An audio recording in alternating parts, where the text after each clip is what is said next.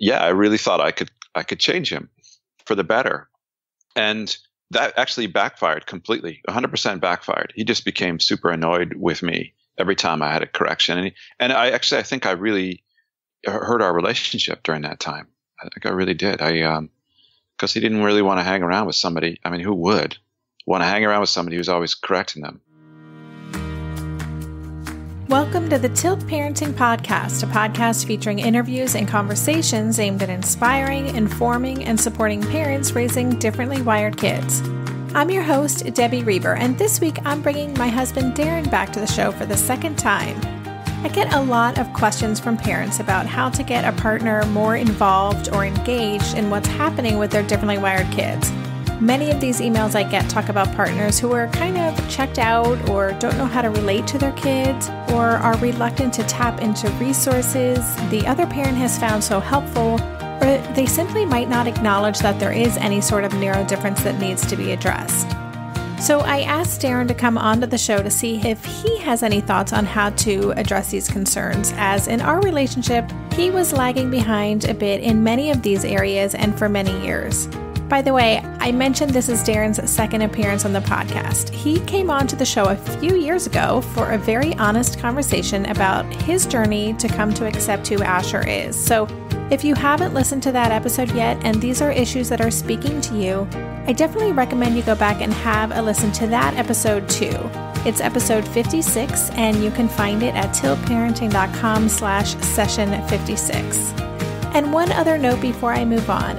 Derin and I do our best to not frame this conversation in a way that reinforces traditional gender roles and traditional family makeups. I know we have many families in the Tilt community who are in same-sex relationships, or in cases where relationships are heteronormative, the father is the primary caregiver or homeschool parent, or the one who is more engaged and in tune with the differently wired kids. So I just want to acknowledge that up front. Just like our journeys with our kids, I recognize every family works differently. And with that being said, the vast majority of who I hear from regarding challenges surrounding getting a co-parent on board and designing that alliance is women who are struggling to get their husbands or ex-husbands on the same page. So regardless of where you are in these complicated relationships, I hope that you find our conversation useful. And before I get to the episode, if you haven't had a chance to check out my new book, Differently Wired, and you want to see if it's for you, don't forget you can download the first chapter and table of contents at tiltparenting.com/book. And if you have read it already and like what you read, I would be grateful if you would consider leaving a review on Amazon or on Goodreads. More reviews means more visibility for the book, and I want to make sure the people who would benefit from its message can easily find it. So thank you so much for your help with that. And now, here's my conversation with Derin. Hello, sweetie. Welcome to the podcast. Hey, baby. How you doing? I'm good, thanks. Thanks for coming back on the podcast, because I think, as you know, you got a lot of emails from that first episode we did together. Yep. And there have been a lot of conversations that have come up during my book tour and in the book club and just in Facebook threads that I've participated in, centered around how to get another parent on board or just on the same page, and all kinds of issues relating to there being a disconnect. And so I thought we would just talk and get a little more insight from your perspective. And also I want to talk about how you and Asher grew closer and, what worked for you in terms of really building your bond with him. So are you up for all of that? Yeah, absolutely. That sounds great. Okay. So I thought, as a way to start, maybe you could just summarize a little bit about where you were with Asher, say, maybe 5 years ago, around the time that we moved here, where you were in your relationship with Asher compared to where you are today. Gosh, it's when you put it like that, it's amazing to think about, because we've come such a long way in 5 years. It's not like things were terrible 5 years ago, but we're so much closer now than we were then. But back then, I guess that's the time when we moved here, right? 5 years ago. Yeah. Back then, I think Asher was an upset guy. He didn't want to be in Amsterdam. He was pulled away from his home in Seattle, so he was not a happy person. Most of my time was spent trying to please him with, fleeting things like chocolate croissants or games or something along that we could do quickly. But it wasn't a nurturing relationship. You know what I mean? It wasn't deep. I loved him to death. I had no idea how to express it or how to show him that I loved him. I think I was a little too, no, I was too judgmental, right? He should be different, and I'm going to help him change. That's what my mentality was. I was going to model the right behavior and a lot of corrections from Dad, a lot of, I didn't accept who he was. Like sitting at the table. Remember, if we were at the table, I can talk forever, by the way. If we were at the table eating dinner and he would do something like use his fork the wrong way or talk with his mouth open or get too loud during discussion, I was all over it. Everything, every time there was what I thought was a transgression of some kind, I was correcting him all the time, which kind of revealed what was going on underneath, which was that I was not pleased with him. I wanted him to be different. You know what I mean? I wanted him to be different, and he was not being different. So. Well, let me ask you a question, because one of the things I hear from a lot of parents is that one of the parents might not be even seeing that there's something going on with their child. So It could be denial. It could be they're thinking, well, I was like this as a child, or it also could just be, like a true philosophical divide where the other parent just thinks this is bad behavior and that the thing to do is to discipline differently or more or that kind of thing. So I'm just curious, is that what do you think was going on? You said you weren't feeling pleased with him, but what do you think that was all about? Yeah, I felt like he was, I don't know. I felt like he was, he lacked discipline, just like you said, and he needed more discipline. He needed to know what was right and what was wrong, because clearly, if he knew what was right and what was wrong, he would make better decisions. Right? Such limited logic I was applying to this situation, but it was very emotional for me because yes, I was like Asher when I was a kid, not completely like him, but similar. We have some similarities, and I knew that if I was able to, through corrections, I could guide him in the right direction. It's really naive. I think about this mentality I was in. It's super naive. I really thought I could change him for the better, and that actually backfired completely. 100% backfired. He just became super annoyed with me every time I had a correction, and I think I really hurt our relationship during that time. I think I really did. Because he didn't really want to hang around with somebody. I mean, who would want to hang around with somebody who's always correcting them? And that was hard.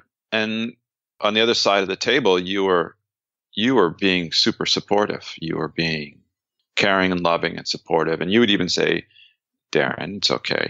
He's okay to eat like that. That's fine. And I would realize I'm doing it again. I didn't even know I was doing it, frankly. I was just like a lazy knee-jerk reaction. Yeah. So a couple words jumped out at me. One, you used the word naivete, and then you also said lazy. So that's interesting for me to hear. And I'm just wondering, for people who are listening to this, because I know this might be a show that people listen to together with their partner and might be in this situation. So I'm wondering if you have any thoughts to share with how a parent who is feeling as if their partner is in that denial or just not getting its space, how those parents can help to reframe their partner's thinking a little bit or encourage, we can't obviously change somebody else's mind, but how can the partner who does get it a little more encourage the partner who's maybe lagging behind to get it? Do you have thoughts on that? Yeah, that's a tough one. I mean, here's the thing.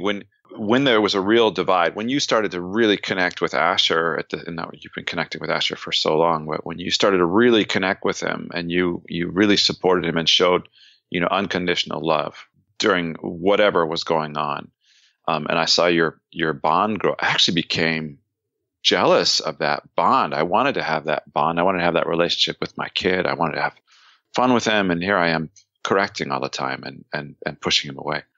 And still the behavior, or what I thought was behavior, was persisting. And I couldn't figure it out. And one thing that really made a difference was to notice when we were hanging out that he really liked spending time with you. And when he was spending time with you, he was super happy because you made him feel loved.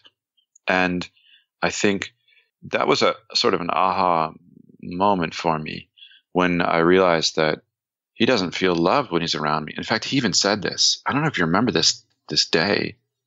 We were talking, I don't know what happened. He was having a bad day. Something happened. And I was being more obtuse than usual.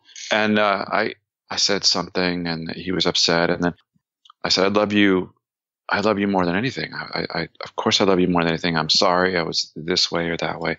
And he said, well, doesn't seem like it. Doesn't seem like you love me more than anything. And that would really kind of put it in perspective for me.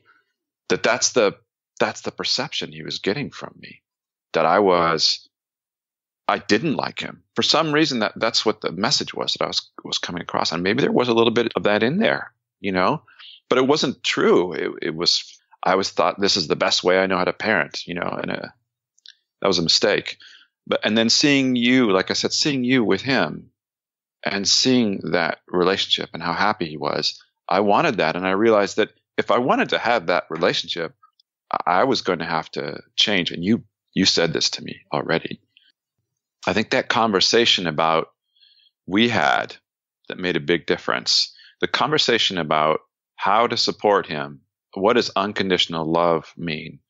That our job as parents, our number one job is to love our child and support him. It's not to show him all of the tricks that we've learned from in our past coming from a child to an adult, but to love him and support him and help him on his way. And that resonated with me in a very fundamental way, because I kept trying to impart my wisdom to him, mm-hmm. And he wasn't really interested. He wasn't interested. And it was when I switched from imparting wisdom to just being supportive and loving and unconditional love, that's when the relationship opened up. And he started to accept me, and we got closer because of that. So we had a conversation. You demonstrated to me what was going on. Like, we actually had a meeting where we talked with Asher one time, and you said, I'll show you how I'm supporting him in this moment. And then we circled back and talked about it. So it was like a 3-step process that made a difference for me. And then I just kept doing it. And the more I did it, the more it worked. And then, yeah, that was it. We'll be right back after this quick break.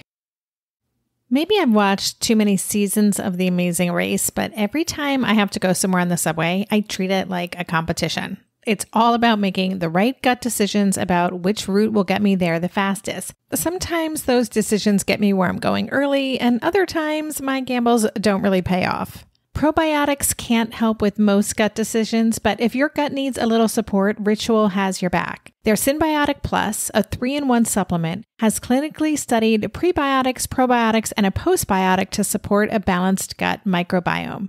I've been using Symbiotic Plus for about 6 months now, and it's become a core part of my morning routine. I take the mini capsule every morning while making my way through my inbox, whether I'm at home or I'm on the road, because it doesn't need to be refrigerated. And the capsule itself is delayed released, which helps it survive the harsh conditions of the upper GI tract for delivery to the colon. And that's exactly where we want it to go. Ritual invested in a study modeling the human colon, which showed that Symbiotic Plus significantly increased microbial diversity and the growth of beneficial bacteria. There's no more shame in your gut game. Symbiotic Plus and Ritual are here to celebrate, not hide your insides. Get 25% off your first month for a limited time at ritual.com/tilt. Start Ritual or add Symbiotic Plus to your subscription today. That's ritual.com/tilt for 25% off.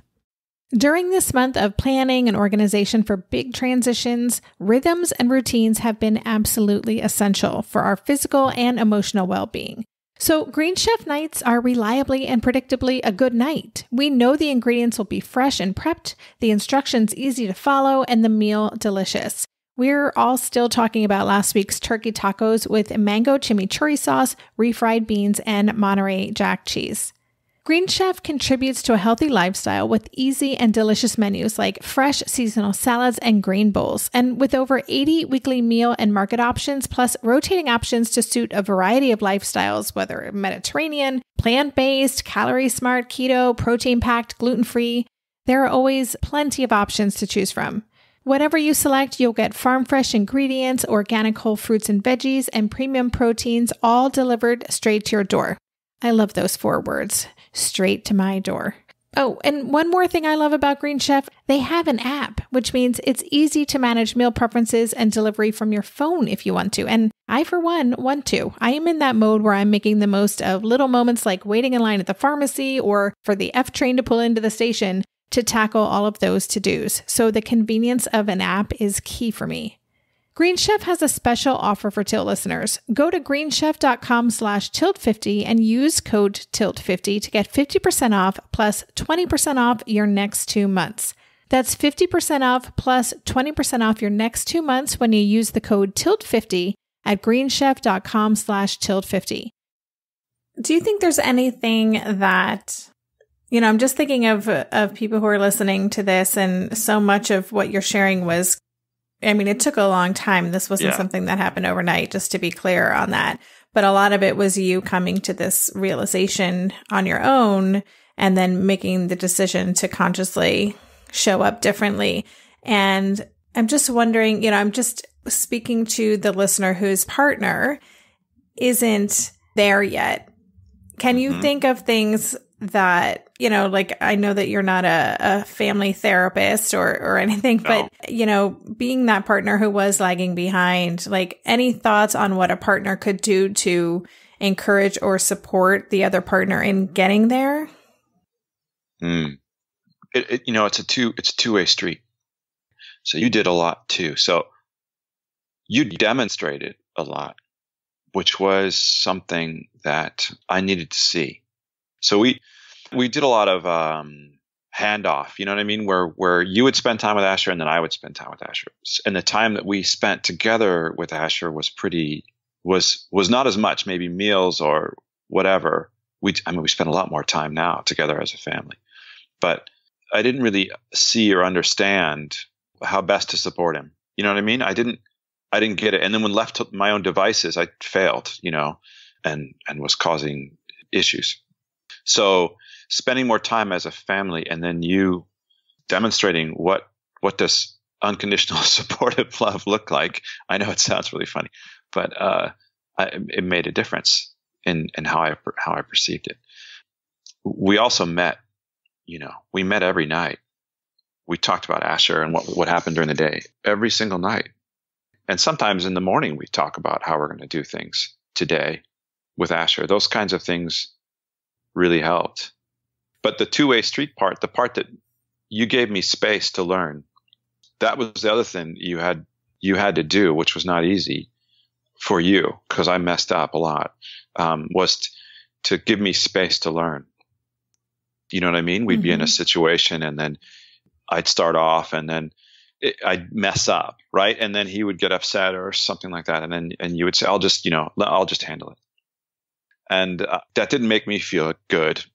Of course, it solved the problem with Asher quickly because you're mama bear and took care of him. But for me, I didn't learn.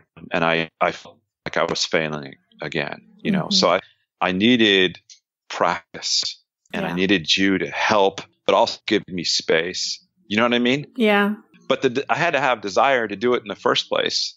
I had to recognize that the relationship was not great with Asher and that you could help.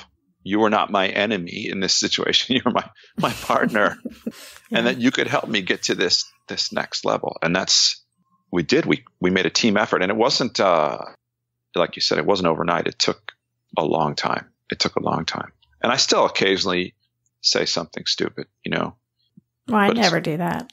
Yeah. But yeah. Well, and also I'll just say I had to work on also just not interrupting and giving you more room. And that's something I still consciously do. And sometimes I still do step in if I see things going down a bad road. But I want to even just take it a step back. I'm just thinking about a lot of the parents I hear from are the ones who are really engaged, right? They're the ones reading all the books and listening to this podcast and all the other resources that are out there. And we certainly have been in this situation where I've shared something with you, a book, left it on the bedside table. Will you read this chapter? Or maybe listen even to my podcast. Hello. And suggested you check it out. And you have resistance to that often. Yep. And I know a lot of listeners are shaking their head like, yes, that's, how do I get my partner to read this stuff? And what are your thoughts on that? What's the resistance about? Yeah. Well, for me, there's two things. Yeah. One, I don't like being told what to do. It's pretty basic. I don't know if it's a male thing, but for me, it's pretty basic. But, I also have difficulty reading a book and putting it into practice. If it's a self-help book, like I read a self-help book and I go, oh, that's really interesting theory, but I don't really take it to heart. I know you can read a book like that and, the next day put the 10 principles in practice and actually use them flawlessly. It doesn't work like that for me. I can't read the book and get it. So that's why I was talking about demonstration. That works wonders. If you remember, we did that a couple times. We talked about the when statements. When you do this, I feel like this. Those examples. Even if it was written out on a piece of paper, where you anyway. Even in that case, I couldn't do it. But after I saw you do it, I was like, oh yes, of course I can do that. And now then I could do it. But I had to practice and I had to have a demonstration. Maybe that's just me. But I find those books. Some of them are really interesting. And of course, now I can read them. Now, I think the resistance is more back then may have been, well, my child doesn't have a problem. It's just this whole thing is overdiagnosed everywhere, or he's like me and I wasn't diagnosed when I was a kid, and I made it through life and I'm a successful human being. So, and all of this stuff that we're doing matters very little. It's really about him and his maturity, things that were going through my head at the time. So, a couple things. Yeah. One, that's interesting just to know that that's not how you necessarily learn, or so that's something that, maybe listeners, even just having that conversation, like maybe this isn't the best way for you to consume information or to actually take something in a way that you can make actionable in your own life. So what other things can we do? Or maybe we could have a discussion about it. Yeah. Would be one way to go. But I'm curious, you talked about, two things. The other two things are the resistance. One centered around just not liking to be told what to do. Yeah. Which is interesting and wondering how we get around that. And then the other one is, you talked about just feeling like this isn't really a problem. So that denial piece. And I'm just curious, how did you get past that? How did you get to a place where you were accepted, okay, well, maybe something has to change here? It's funny. So even though a long time ago, we both accepted it, right? After he got his initial pre-diagnosis, whatever that was called. Provisional, yeah. Yeah, provisional. I accepted it. And I realized that's who he is. And that's fine. But then, even then, I was like, but it's not really that important. It's not important to who he is and what he's going to become. It's putting a label on it and then forcing some kind of behavior change on our part because of the label doesn't make sense. He's a human being. We just need to be his parents, So I think that it wasn't until, that all made sense to me in a sort of abstract way. It wasn't until that moment when I realized that my relationship with Asher was suffering. And it wasn't a good relationship. And I had to actually take stock and think about it. Go, wait a minute. There were times when he didn't want to spend time with me, or he didn't want to do things with me because of, I was Mr. Correction, or he could tell I was not happy with him. And that is not at all where I wanted to be. I did not want to be that guy, that parent who the kid doesn't want to spend time with. Oh my God, that's horrible. Because I love him to death. And it was super frustrating for me to try to reconcile that in my head. So it was those moments where I took stock of the relationship and said, this is not going the way that I wanted, and I need to change. But that was after, we talked, but seeing that happen, and this is really about 4 years ago. Mm-hmm. So we've been in Amsterdam for a year, and he's happy, but he's not happy hanging around with me. That was the moment that I realized I'm not doing a great job here. I need to change. I need to do something different.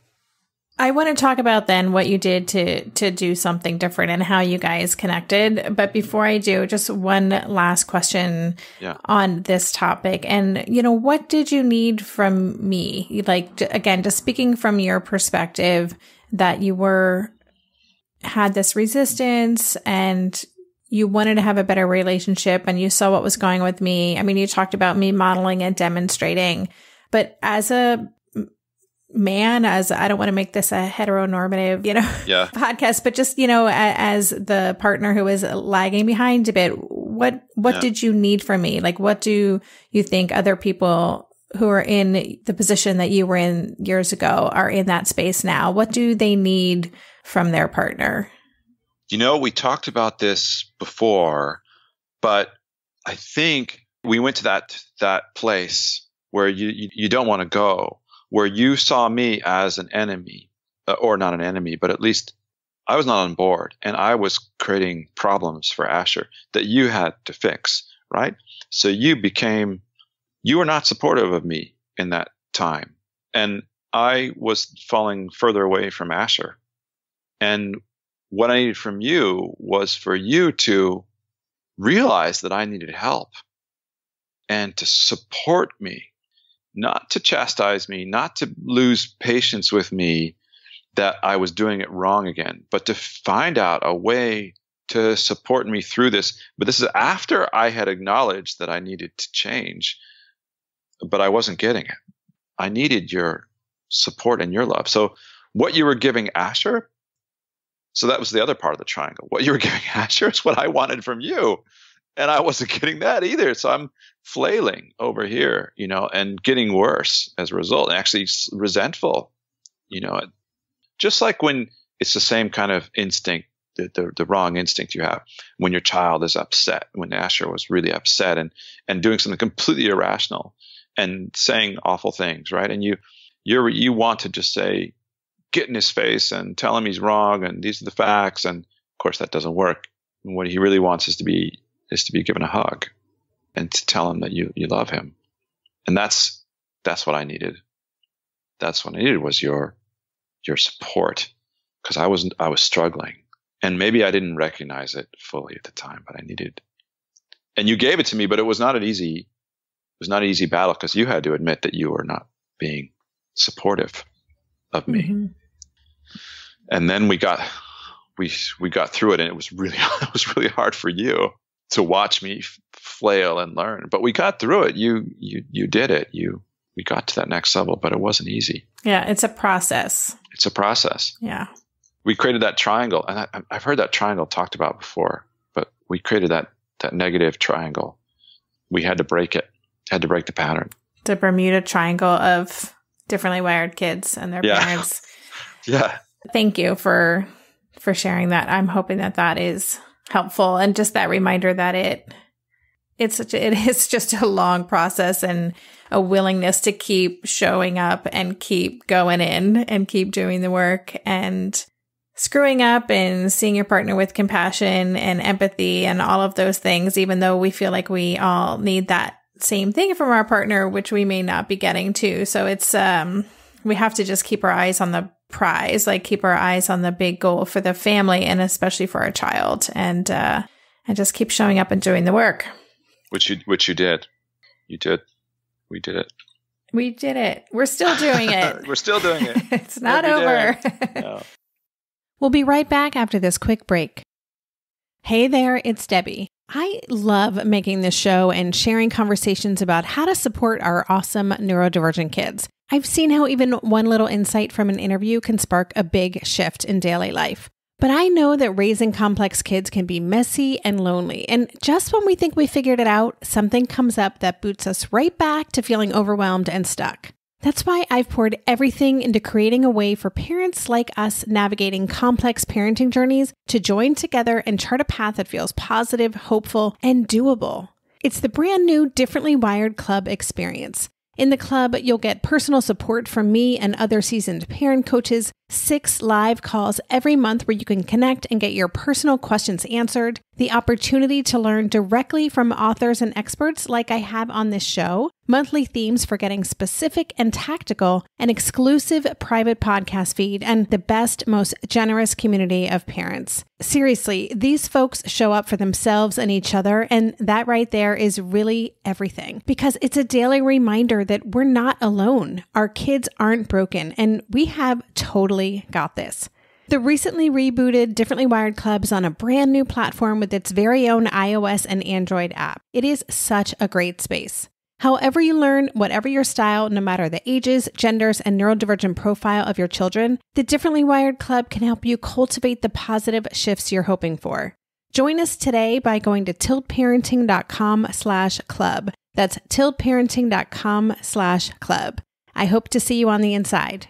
Lynn, this time of year, parenting can be such a flusterclux. You've come to the right place. I'm Lynn Lyons, and I've been treating anxious families for over 30 years. I'm Lynn's sister-in-law and co-host Robin Hudson. Join us for Flusterclux, a podcast for parents who worry. Wait, that's everybody. Yeah, these last few years have felt like one long anxiety attack for so many. Why do you think parents are always surprised that a podcast about anxiety relates to them, even if no one in their house has an anxiety disorder? Well, worry is human. Everyone does it, and anxiety shows up when we face uncertainty. All the parenting tips you've taught me have been essential. I love to break it down into skills we need to manage worry in our families. We've covered so many topics: depression, burnout, meltdowns, perfectionism. Don't forget scary mothers-in-law. Right, but of course that's not my mother-in-law. Because that's my mother. And a listener. As a psychotherapist, I like to teach parents and kids how to respond to everyday moments in healthy ways. Managing anxiety really can be taught. It really can. And I'll even tell you what to say. We talk about serious stuff,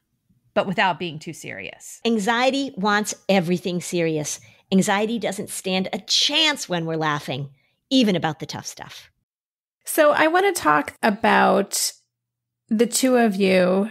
One of the things I hear from a lot of parents is one of the partners not knowing how to, or even being willing to kind of join into their child's world. So, maybe their child has some interests that actually don't interest the parent at all, or maybe the parent doesn't really approve of them, or, I don't know.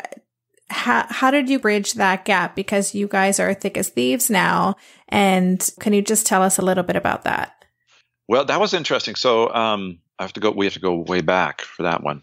But when he was younger, he had trouble sleeping at night, a lot of trouble sleeping at night. And we used to do this game where we'd, before bedtime, we would pretend to be video game developers.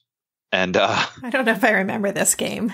Oh, it was I used my skills as a project manager and business analyst to gather requirements for the next big video game. And he would come to my office and we would just, cause he loved video games. That's the thing. He loved video games and so did I. And so we had this mutual interest that we found, and we would make believe. And so he would write the game. He would be the creative director, and I would ask him questions, and he would describe the world. And I don't think I've shown these to you. I have hundreds of these Word documents full of video game I did not know ideas. This. I have his drawings. I have everything in it. But that was the thing. We found something together that we both liked, and I didn't want to do it, honestly. When he was younger, it sounds great now, but when he would come to my office, he couldn't sleep, and he needed some way to distract him. And I had work to do, or I was playing a video game, and my friends were waiting for me, or something else was happening that evening. That I remember. Yes. And then I was like, I didn't have patience. I didn't have patience for him. I'm like, he should be asleep. It's bedtime. And I had to let that go and say, okay, this is time for me and my son to spend together. And we tried to find things to do. We played games. We played silly games he had in his room, Legos, things like that. But it didn't have the same, it didn't quite capture it, right? He could tell I was impatient. So we found commonality around, making video games on paper. And that turned into something later as he got older. Now we do it all the time. We have that common interest. We talk about video games. And of course, we make them down for real. But that was our bonding moment, was over games. And I had to give up my plans. I had plans, I had to give up those plans and say, this is a moment to spend with my son, and then embrace it. Not just like say, write things down and, sort of half play with him. I had to get in there and be there with him in the moment when he was creating things, and we would create together. What I'm hearing is that part of it was you just taking him seriously and respecting the value that he brings to these conversations. And then also at the same time, letting go of your expectations and being willing to engage in those activities with him just for the sake of spending time with him rather than with this outcome that you had in mind, right? Yeah, absolutely. And that was the other thing that he was so excited about.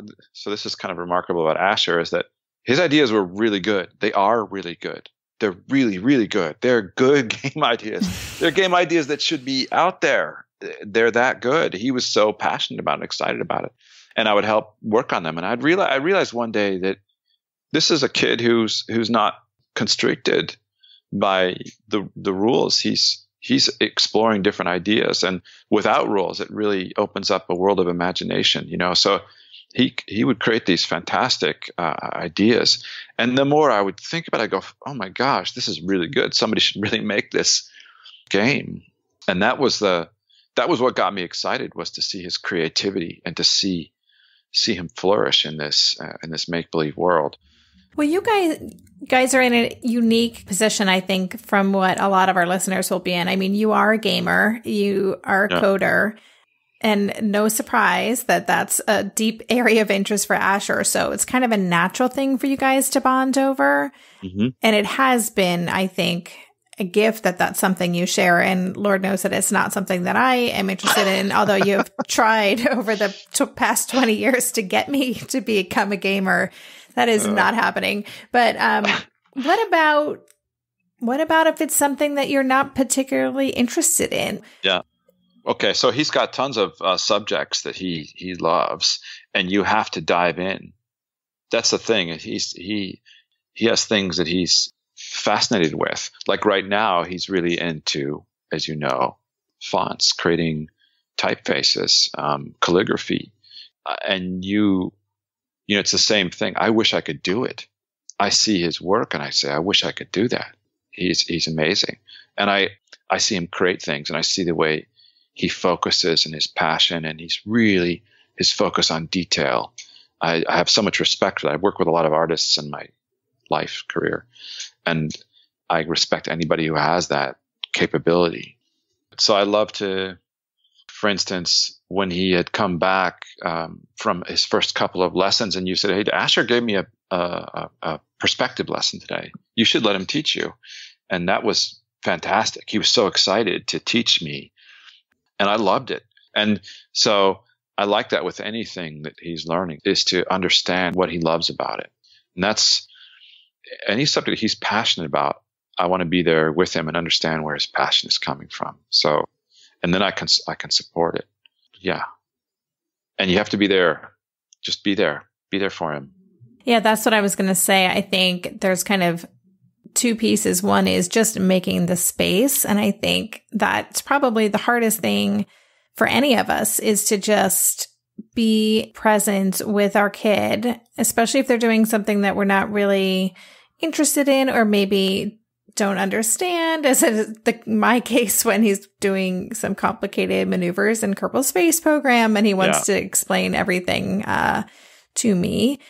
But it is really just about being willing to be in that space and stay there and be present and ask questions and show interest, genuine interest, not fake interest, and looking at that deeper why. Because, when we ask questions like, well, what is it you find interesting about that? Or it really does light them up, and you can learn more about them and also relate on a deeper level, because we all feel that way about certain things. So that's where the connection can happen.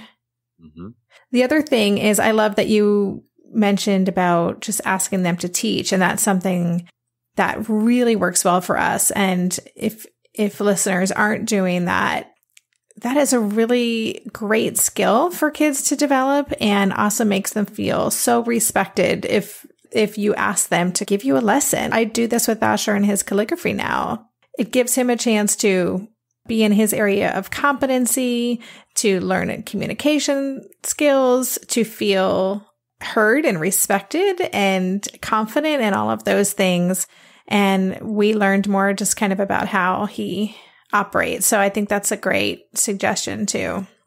He's remarkably patient too. That's the amazing thing. The opposite of me, I think. When I'm teaching something, I'm like, what's the most optimal way to get through to the end of this? No, he's very patient. So I will say that I think Skyping with my mom has helped him develop some patience. Oh, yeah. Grammy, if you're listening, I know that he really loves showing you Kerbal Space Program stuff. And I love to hear how patient he is when he's talking with you about that. So, all right, before we head off, I think I've covered most of the questions that I had from listeners. There's 2 other short questions and we're running a little long. So this doesn't really apply to us, this question, but because I did hear from a lot of parents who are no longer in partnership or relationship with their parenting partner.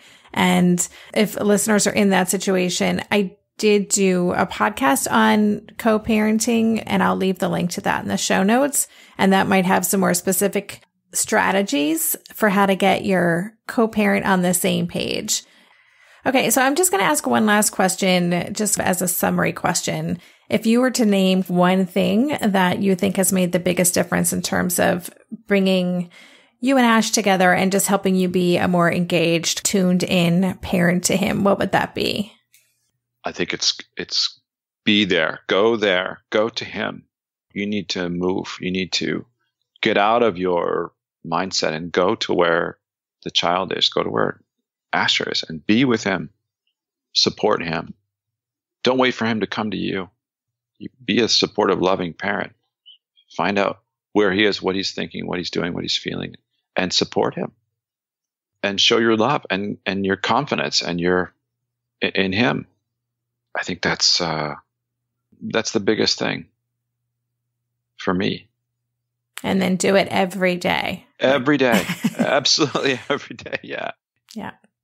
All right. Well, I'm going to let you off the hook. Thank you for sharing all of this today and more of your story. I think it's helpful. And again, this is something that just comes up so much. And just to restate that it's a long process. I did an episode with Zach Morris on worldview transformation for our kids, but I think the same goes for adults. And it's probably even more challenging with adults because we're more stuck in our thinking, perhaps, and grounded in our belief systems and ideologies. So what Zach says is just that this is something that happens over long periods of time with consistency and lots of empathy, and to keep showing up. And I think that's, the best thing that we can do with our partner, and to keep working together on trying to be on the same page and designing that alliance.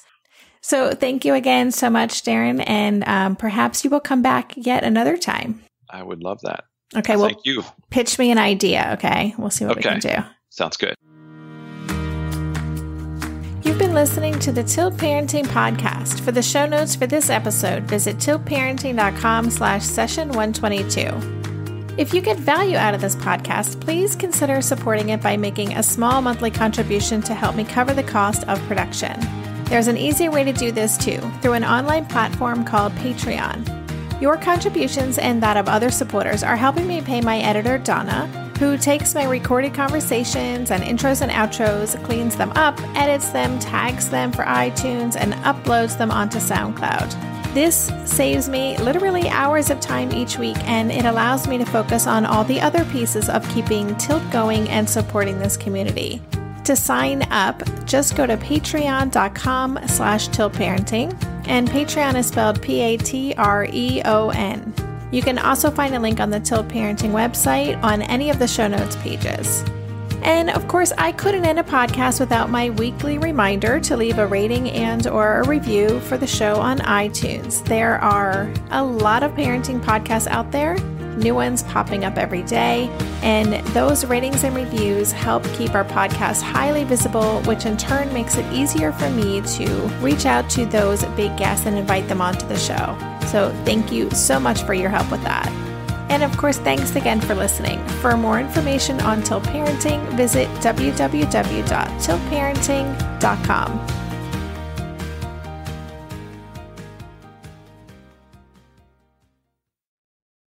Are you overwhelmed by the things that get in the way of you doing what you want to do? Are you looking for ways to simplify life to better align with your values? Do you want to create space in your schedule so you have room for more of the good stuff? Play, joy, relationships, gratitude, and more? If you answered yes to any of these questions, I invite you to check out Edit Your Life, a podcast to help you edit the unnecessary from your life so you have more room to enjoy the awesome. Through episodes with me, Christine Coe, and a range of super smart, compassionate, and thoughtful guests, you'll come away with big picture insights and practical ways to declutter your home, schedule, and mental space without getting bogged down by perfection. I have always believed that small moments and actions matter tremendously. My goal is to help you find agency and space in your life through doable baby steps that will leave you feeling accomplished instead of overwhelmed. Check out Edit Your Life wherever you enjoy your podcasts.